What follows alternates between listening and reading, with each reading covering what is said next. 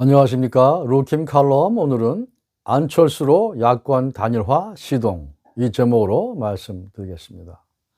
서울시장 선거일을 한 달 남짓 앞두고 여야의 경쟁 구도가 윤곽을 드러내면서 또 전략적으로 새로운 모색들도 시도되고 있습니다. 먼저 더불어민주 쪽은 박영선과 우상호가 경쟁하고 경선 토론도 예정인 가운데 대체적으로 박영선으로 방향이 정해지고 있는 것으로 보입니다.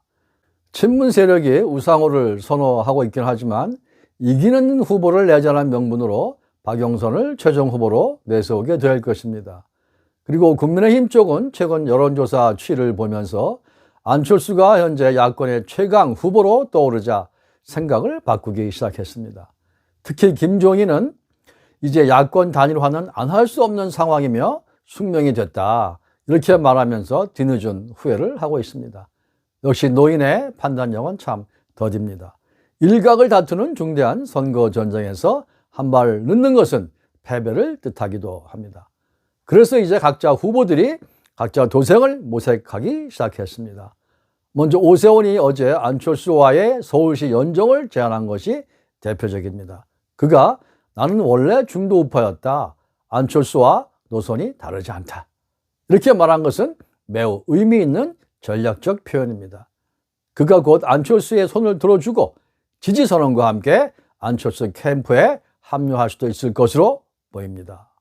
왜냐하면 현재 여론조사는 김종인의 3자 필승론이라는 것은 확실히 쓰레기통에 집어넣고 박영선, 안철수, 박영선 양자 구도를 확고하게 굳혀주고 있기 때문입니다. 나경원이나 오세훈은 박영선과의 양자 대결에서 거의 완패하는 것으로 나오고, 안철수는 박영선과의 양자 대결에서 초접전을 벌이거나 완승하는 그림이 나오고 있습니다. 그러자 나경원도 어제 안철수와의 서울시 연정을 반대하지 않는다는데 동의를 했습니다. 그러면 이제 대선은 안철수 쪽으로 오는 것입니다. 서울특별시는 이제 안철수에게 약속의 땅으로 떠오르고 있습니다. 이럴 때 이 흐름을 굳히고 확장해 나가는 것이 매우 중요합니다. 그런 면에서 어제 오세훈이 안철수와의 서울시 연립정부 운영 아이디어를 낸 것은 매우 의미 있고 안철수에게 큰 힘을 실어주는 것으로 볼 수 있습니다. 오세훈은 출마 선언 전부터 안철수에게 매우 우호적이었으며 제가 보기에 안철수와의 정치적 궁합도 괜찮을 것 같습니다. 원래 내일 예정이었던 안철수 금태섭 TV 토론이 무산됐는데 금태섭이 실무 협상을 거부한 것으로 알려졌습니다. 그리고 금태섭은 오늘 나경원과 서울 남산에서 회동을 하는 것으로 전해졌습니다. 지금으로선 금태섭이 이리 갔다 저리 갔다 이른바 가을짓자 행보를 하고 있네요. 만약에 존재감이 미약한 금태섭이 나경원 캠프로 들어간다면 나경원의 대척점에 서 있는 오세훈은 확실하게 안철수 캠프로 들어올 것으로 예상을 합니다. 이 그림은 안철수와 오세훈에게 나쁜 구도가 아닙니다.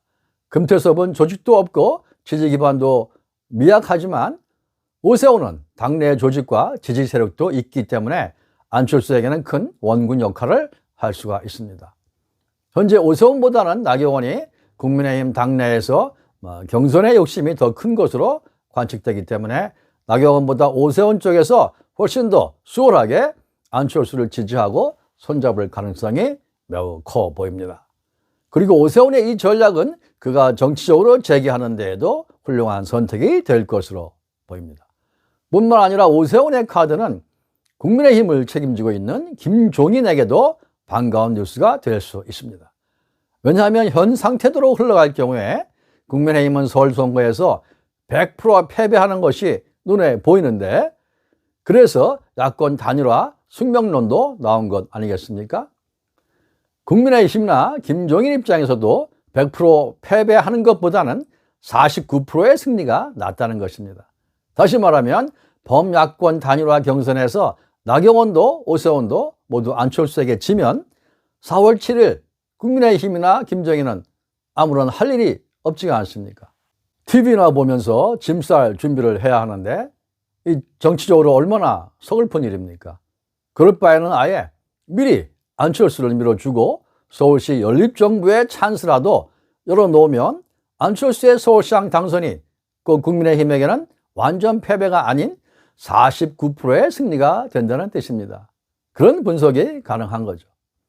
그렇게 되면 국민의힘은 내년 3월 대통령 선거에서도 기회가 생기고 가능성을 갖게 되는 것입니다. 정치는 최선이 안 되면 차선을 선택하는 기술과 지혜가 필요한데 지금 국민의힘이 안철수를 선택하는 것은 그런 의미가 있다 하겠습니다. 또 이 같은 선택과 전략은 안철수 쪽에게도 4월 7일 더불어민주 쪽 박영선을 확실하게 제압하는 데 도움이 될 것입니다. 아울러서 안철수가 그렇게도 소망하는 정권 교체의 실마리가 될 수 있습니다. 이제 야권에서 본격적으로 안철수 중심으로 후보 단일화에 시동이 걸리기 시작했습니다. 안철수의 약속의 땅이 가시권에 들어온 것입니다. 여러분의 구독과 좋아요 꼭 눌러주시면 좋은 방송으로 보답하겠습니다. 고맙습니다.